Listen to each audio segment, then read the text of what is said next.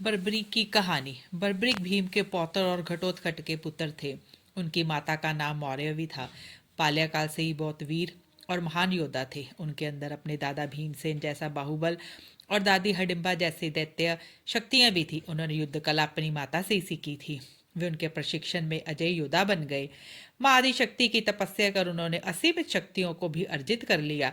तत्पश्चात उन्होंने कई वर्षों तक महादेव की घोर तपस्या करके उन्हें प्रसन्न किया और भगवान शिवशंकर से 3 अभेद बाण प्राप्त किए और 3 भानधारी का प्रसिद्ध नाम प्राप्त किया।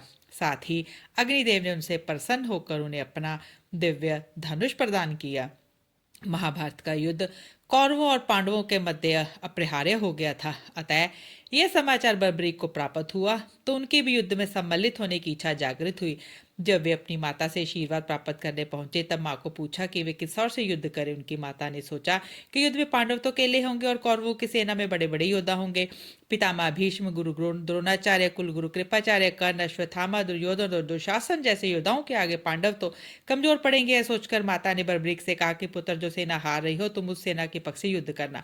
वे अपने घोड़े, जिसका रंग नीला था, पर 3 बाण और धनुष के साथ कुरुक्षेत्र की रणभूमि की ओर अग्रसर हुए। सर्वव्यापी श्री कृष्ण ये जानते थे कि युद्ध में कौरवों का हारना तय है और युद्ध में बर्बरीक कौरवों को हारते हुए देखेगा तो वो उनके पक्ष में युद्ध करने लगेगा।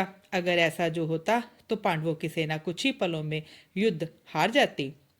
श्री कृष्ण ने ब्राह्मण वेश धारण कर बर्बरीक से परिचित होने के लिए उन्हें रोका और यह जानकर उनकी हंसी भी उड़ाई कि वह मात्र 3 बाण से युद्ध में सम्मिलित होने आया है। ऐसा सुनने पर बर्बरीक ने उत्तर दिया कि मात्र 1 बाण शत्रु सेना को परास्त करने के लिए पर्याप्त है और ऐसा करने के बाद बाण वापस तर्कस में ही आएगा। यदि 3 बाणों को प्रयोग में लिया गया तो तीनों लोकों में हाहाकार मच जाएगा। इस पर श्री कृष्ण ने उन्हें चुनौती दी कि इस पीपल के पेड़ के सभी पत्तों को छेद कर दिखलाओ जिसके नीचे दोनों खड़े थे। बर्बरीक ने चुनौती स्वीकार की और अपने तुनीर से 1 बाण निकाला और ईश्वर को स्मरण कर बाण पेड़ के पत्तों की ओर चलाया। तीर ने क्षण भर में पेड़ के सभी पत्तों को भेद दिया और श्री कृष्ण के पैर के इर्द गिर्द चक्कर लगाने लगा, क्योंकि एक पत्ता उन्होंने अपने पैर के नीचे छुपा लिया था। बर्बरीक ने कहा कि आप अपने पैर को हटा लीजिए, वरना ये आपके पैर को चोट पहुंचा देगा। श्री कृष्ण ने बालक बर्बरीक से पूछा कि वह युद्ध में किस ओर से सम्मिलित होगा, तो बर्बरीक ने अपनी माँ को दिए वचन दोहराया कि वह युद्ध में उस ओर से भाग लेगा जिस ओर की सेना निर्बल हो और हार की ओर अग्रसर हो। श्री कृष्ण जानते थे कि युद्ध में हार तो कौरवों की ही निश्चित है और इस पर अगर बर्बरीक ने उनका साथ दिया तो परिणाम उनके पक्ष में ही होगा। ब्राह्मण वेश में श्री कृष्ण ने बालक से दान की अभिलाषा व्यक्त की। इस पर वीर बर्बरीक ने उन्हें वचन दिया कि अगर वो उनकी अभिलाषा पूर्ण करने में समर्थ होगा तो अवश्य करेगा। श्री कृष्ण ने उनसे शीश का दान मांगा। बालक बर्बरीक क्षण भर के लिए चकरा गया, परंतु उसने अपने वचन की दृढ़ता जताई। बालक बर्बरीक ने ब्राह्मण से अपने वास्तविक रूप से अवगत कराने की प्रार्थना की और श्री कृष्ण के बारे में सुनकर बालक ने उनके विराट रूप के दर्शन की अभिलाषा व्यक्त की। श्री कृष्ण ने उन्हें अपना विराट रूप दिखाया। उन्होंने बर्बरीक को समझाया कि युद्ध आरंभ होने से पहले युद्ध भूमि की पूजा के लिए एक वीरवर क्षत्रिय के शीश के दान की आवश्यकता होती है।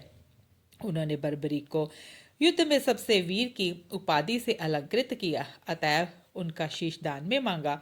बर्बरीक ने उनसे प्रार्थना की कि वह अंत तक युद्ध देखना चाहता है। श्री कृष्ण ने उनकी यह बात स्वीकार कर ली। रात भर बर्बरीक ने अपने आराध्य भगवान शिव की पूजा अर्चना की और फागुन माह की द्वादशी को स्नान आदि से निर्वित होकर पूजा अर्चना करने के पश्चात उन्होंने अपने शीश का दान दिया। उनका सिर युद्ध भूमि के समीप ही एक पहाड़ी पर सुशोभित किया गया, जहां से बर्बरीक संपूर्ण युद्ध का जायजा ले सकते थे। युद्ध की समाप्ति पर पांडवों में ही आपसी बहस होने लगी कि युद्ध में विजय का श्रेय किसको जाता है। इस पर श्री कृष्ण ने उन्हें सुझाव दिया कि बर्बरीक का शीश संपूर्ण युद्ध का साक्षी है, अतएव उससे बेहतर निर्णायक भला कौन हो सकता है।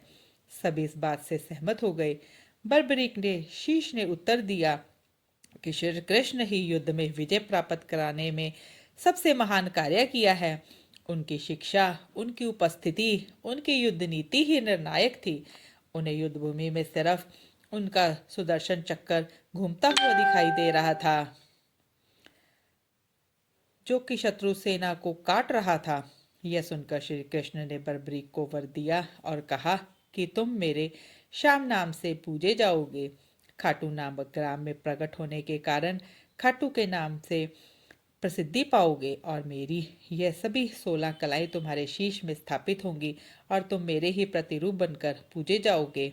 खाटू श्याम जी का मंदिर राजस्थान के सीकर जिले में है और आज भी लाखों लोग जो अपनी ज़िंदगी में परेशान हैं और खुद को हारा हुआ महसूस करते हैं, वहां जाकर बाबा के दर्शन करते हैं और अपना जीवन धन्य करते हैं। इसलिए कहा जाता है, हारे का सहारा बाबा श्याम हमारा।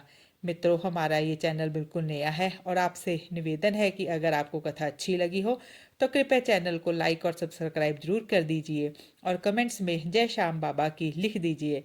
धन्यवाद।